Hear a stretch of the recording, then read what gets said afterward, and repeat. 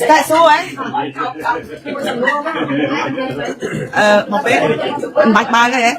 Ở đây nhầm trong xua sầm nua có châm bị tu chơi chơi là lư mà đỏ lấy còn trang tha bỏ sầm lấp luôn anh miền ba bậc cắm từ pram rồi chiết sầm lấp luôn anh chẳng ở lục rú nâng cây thà này cây tha này bà bậc ba đang bị trừ ỏi phó chương các về trăm pram rồi thì ai rọp pon của bạn này bà xin chỉ về miền cầm lăng ấy tay mình men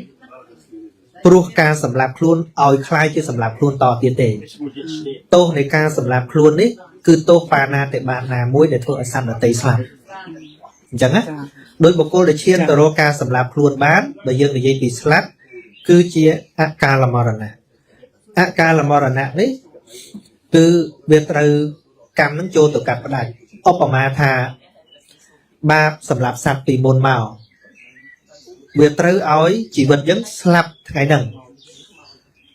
ទោះយើងមិនសម្លាប់ខ្លួនក៏អាចឧបទ្ទវហេតុណាមួយឲ្យសម្លាប់ដែរឲ្យស្លាប់ដែរវាត្រូវឲ្យស្លាប់ពេលហ្នឹងមកន័យថាអាយុខ្លីហ្នឹងហើយតាមពិត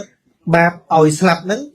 វាពាក់ព័ន្ធនឹងអាការសម្រេចចិត្តបច្ចុប្បន្ននេះផងអញ្ចឹងណាចាណា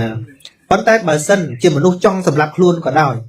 វាមិនមានទោសនៃបាណាតិបាតមួយពីអតីតជាតិមកទេចង់ស្លាប់ក៏មិនស្លាប់ដែរមានអ្នកខ្លះហៅស្លាប់ខ្លួនតែវាមិនងាប់ត្រូវមានចឹងដែរតាត្រូវមានហ្នឹងហើយដូចសម័យពុទ្ធកាលមានប្រធេរៈមួយអង្គលោក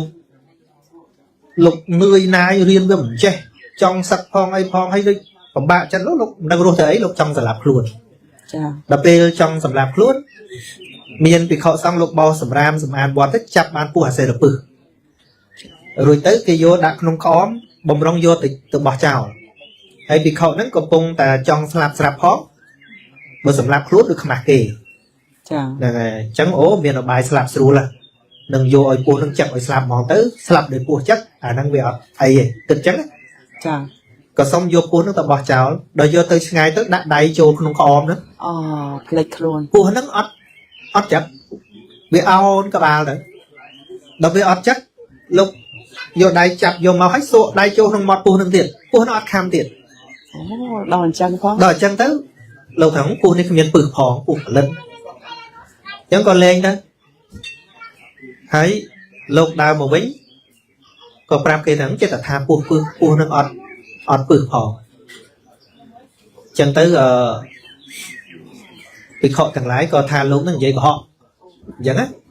ចាអញ្ចឹងក៏ទទួលព្រះអង្គទៅបានព្រះអង្គលើកអតីតនិទានថាបានជាពស់នឹងមិនចិត្តវាមានហេតុផលជាមួយគ្នាដោយសារពស់នឹងកាលពីជាតិមុនជាមនុស្សដែរធ្លាប់ជាអ្នកបម្រើរបស់ភិក្ខុនឹងអញ្ចឹងបដិស័យខ្លាចម្ចាស់ត្រឡប់ភេទជាតិជាមនុស្សទៅកើតជាពស់ជួបលោកក៏នៅតែគោរពចឹងបានវាអត់ចឹងហ្នឹងប៉ុន្តែមួយទៀតមូលហេតុដែលចង់ស្លាប់មិនស្លាប់ហ្នឹងដោយសារកាលពីអតីតជាតិនោះលោកបួសដែរក្នុងសម័យពុទ្ធកាសបៈលោកមានគំនិតចង់ឲ្យគេស្លាប់ធ្លាប់មានគំនិតចង់ឲ្យគេស្លាប់ចាហ្នឹងហើយមានភិក្ខុមួយអង្គហ្នឹងលោកអបសពលោកចង់ស្លាប់ប៉ុន្តែលោកដំបងចិត្តល្អទេណែនាំគេកុំសម្លាប់ខ្លួនអីចេះចោលយ៉ាងទៅភិក្ខុមួយអង្គដែលចង់ស្លាប់ហ្នឹងក៏លែងចង់ស្លាប់ហើយក៏យកបាតយកអីទៅលាងវិញកំពុងតែលាងបដើហ្នឹងក៏និយាយថាអរគុណឲ្យសម្លាញ់កុំតែបានសម្លាញ់អីនិយាយដាស់តឿនខ្ញុំកុំឲ្យខ្ញុំស្លាប់ហើយអត់បាននៅប្រព្រឹត្តធម៌ទេដល់ចឹងសម្ប្រែកំណត់មកភិក្ខុមួយអង្គទៀតហ្នឹងលោកប្រែកំណត់ហ្នឹងបើលោកនេះងាប់មែនអញបានចវរបានហ្នឹងចាំចាប់ពីហ្នឹងមកឈប់ណែនាំកុំឲ្យស្លាប់ក៏និយាយពរនីគុណនៃសេចក្តីស្លាប់វិញស្លាប់ក៏ល្អដែរសម្លាញ់ព្រោះសម្លាញ់ឯងមានសិលមានអីល្អអញ្ចឹងស្លាប់ទៅវាមិនមែនទៅក្រោមទេគង់ទៅលើហើយភិក្ខុនោះចង់ស្លាប់ម្ដងទៀតប៉ុន្តែដល់គិតសារឡើងវិញលើកមុនមិនក៏ណែនាំអញមិនចង់ឲ្យស្លាប់ឥឡូវមិនជាណែនាំឲ្យស្លាប់វិញបានគិតថាមកវាចង់បានអញចង់បានជីវរអញអញ្ចឹងទោសនៃលោកពន្យល់គេឲ្យស្លាប់តែគេអត់ស្លាប់ឃើញអត់បើគេទៅសម្លាប់ខ្លួនព្រោះតែលោកណែនាំឲ្យស្លាប់ពស់នឹងចឹកលោកងាប់ហើយ ប៉ុន្តែដោយសារកំណត់ចង់ឲ្យគេស្លាប់តែគេនោះអត់បានស្លាប់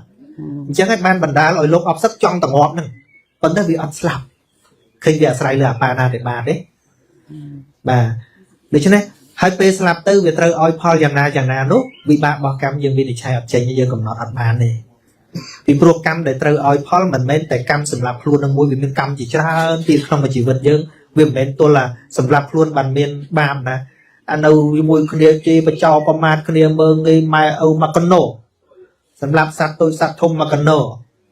នឹងកម្មណាមួយវាឲ្យផលវាមិនមែនតែកម្មចិត្តស្លាប់នឹងឲ្យផលមួយទេ